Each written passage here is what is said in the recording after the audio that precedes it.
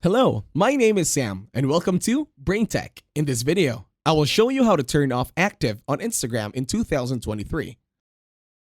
To start this tutorial, open your Instagram application in your mobile device.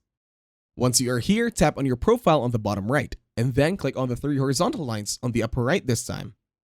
Once you tap on it, a pop-up will appear on the bottom side of your screen and then click on Settings, the one with the gear icon.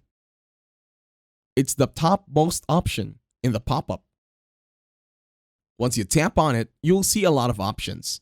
But right now, we are concerned in turning off active on Instagram. Now to do that, go to Privacy, the one with the lock icon. Once you tap on it, this time, you are now going to be looking for the settings.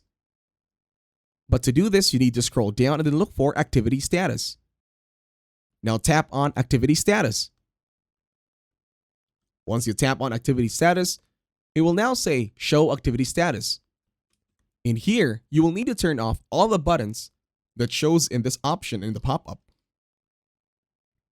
Make sure there's no green slider or a blue slider that is on. Just follow the settings that I have over here at my mobile device. And that's it. Thank you very much for watching. Please leave a like, share, and subscribe.